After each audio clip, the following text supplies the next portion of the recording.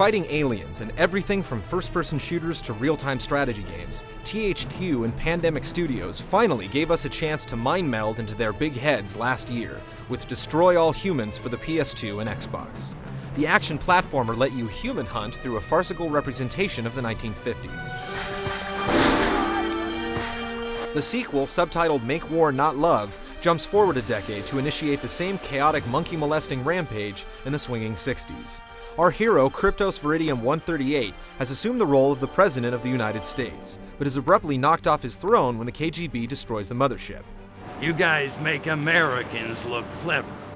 Unaware of the Russians' intentions, Kryptos has to defend himself from hippies, secret agents, and the US military while uncovering the alien conspiracy. Along the way, you'll meet humorous characters like the Freak, Prudence, Rainbow Honeysuckle, and Coyote Bongwater.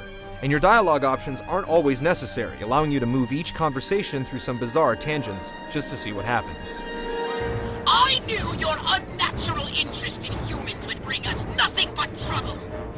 Your mentor and partner in interstellar crime, Orthopox 13, was unfortunately aboard the orbiting home base when it capsized, and now exists as little more than a fuzzy transparency.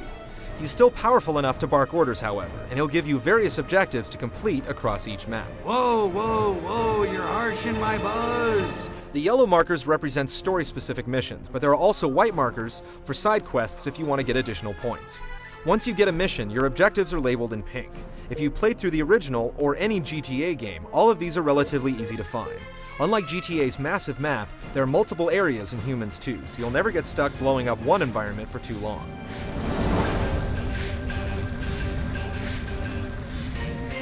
Along with commanding you to help build respect again in the alien community, Orthopox 13 introduces you to Arkvoodle, an ancient Furon god that apparently used Earth as a vacation spot ages ago.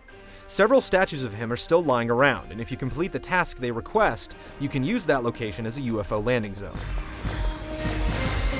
Luckily, before the mothership was destroyed, Orthopox managed to jettison data cores, storing weapons and other Furon technology.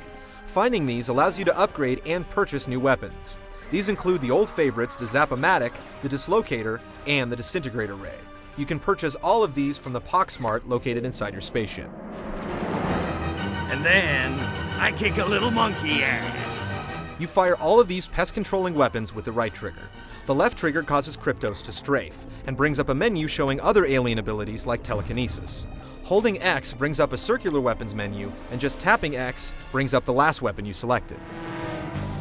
Despite his charming personality, Kryptos tends to stand out in a crowd.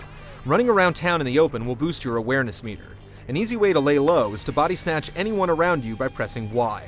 If you do this in plain sight, the game will tell you and identify those that saw you with an exclamation point. Selecting one of those characters and pressing B repeatedly will give them some free love that erases any short-term memories of alien activity. Targeting any civilian and pressing A allows you to scan their thoughts. This always serves up an amusing commentary on the times, but it also gives you helpful clues as to where you can find your next objective.